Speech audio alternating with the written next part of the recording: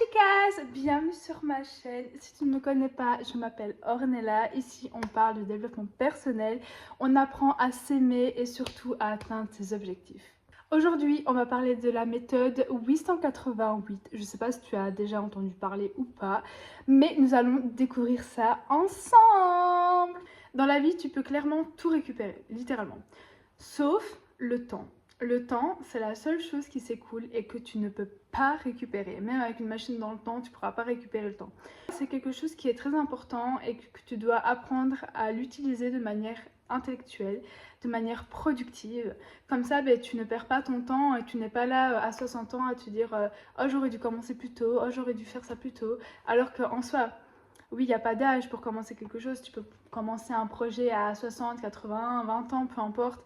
Mais ça va t'éviter d'avoir des regrets plus tard. En planifiant tes journées, tu vas être beaucoup plus discipliné, tu vas déjà avoir une plus grande vue d'ensemble de ta journée, de comment tu vas t'organiser. Comme tu le sais, une journée, c'est 24 heures. 24 divisé par 3, ça fait 8 heures. On commence avec la première tranche de 8 heures qui est pour dormir.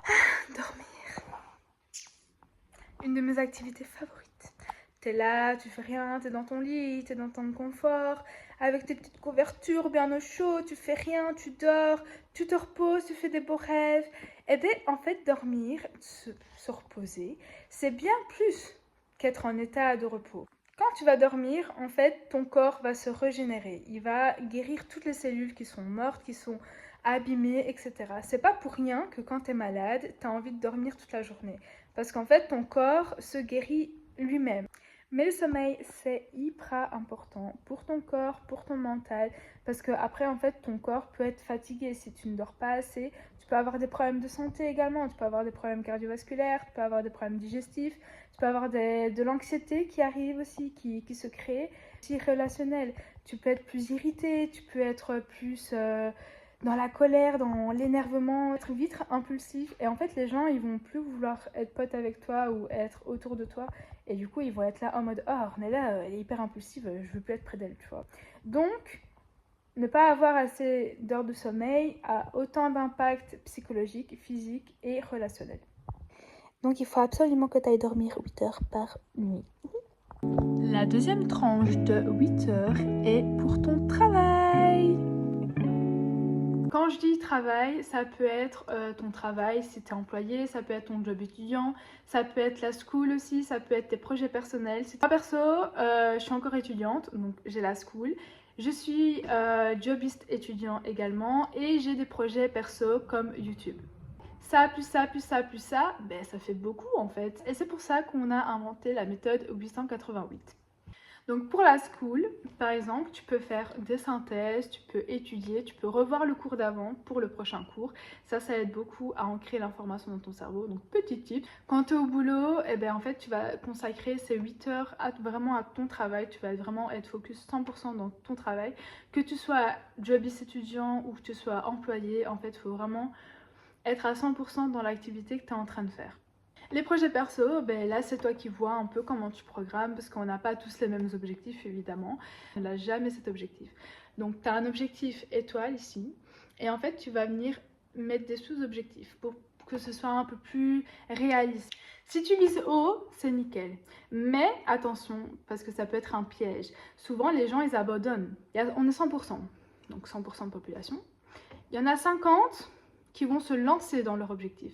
Il y en a 50, ils vont déjà juste rêver, ils vont juste fantasmer sur leur objectif. Dans les 50 qui vont, il y en a peut-être 30 qui vont encore continuer dès le premier échec. Il y en a 20 qui vont arrêter dès le premier échec. Ils vont se dire « Oh non, c'est trop dur, j'arrête. J'ai un échec, moi je pensais réussir directement, on va arrêter. » Dans les 30%, il y a encore un deuxième échec. 15 qui vont arrêter, ils vont se dire « Ah non, c'est déjà le deuxième échec que j'ai. Je vais arrêter. » Ok, ils partent. Donc, on a encore 15 qui sont là en mode « Non, je continue jusqu'à ce que j'ai la réussite. » Et après, il y a encore un troisième obstacle. Et là, ils sont en mode « Mais je pensais pas que ça allait être aussi dur. Je pensais que ça allait être finger in the nose. Moi, je pense... Voilà, je m'attendais pas à ça. » Donc, il y en a 5 qui arrêtent. Et il n'y a que 10% qui continuent. Il n'y a que 10% qui continuent. Et en fait, les 10%, au 4e échec, ils ont continué. Et là, ils ont connu la réussite. C'est bien beau d'avoir des objectifs, mais il faut savoir les sous-diviser pour pouvoir les atteindre plus facilement, pour que ce soit plus réaliste, réalisable, et surtout que tu ne perdes pas en fait les étoiles que tu as dans les yeux en pensant à cet objectif. Il ne faut pas que ce soit juste un fantasme, il faut que tu puisses mettre des choses en place pour pouvoir y arriver. Et moi personnellement, je préfère avoir tout essayé et me dire, bah, ok, peut-être que j'ai raté, mais au moins j'aurais tout essayé. Et même si tu essayes tout, un jour tu vas connaître la réussite, c'est sûr et certain. Mais je préfère ça plutôt que sur mon lit de mort me dire ah, je regrette, j'aurais trop dû le faire. J'aimerais que tu mettes tout en place pour réussir tes objectifs. Et la 3e tranche de 8 heures, c'est pour toi. Parce qu'il faut prendre soin de soi, il faut prendre du temps pour soi, il faut s'aimer, il faut glow, il faut grow, il faut vraiment que tu investisses en toi. Tu peux utiliser ce temps pour toi, donc tu peux faire ta skincare, ta hair care, ta body care. Se marcher aussi, se promener, c'est une activité physique, c'est une activité pour soi. Tu prends du temps pour toi, tu prends le soleil, enfin le soleil en Belgique, voilà.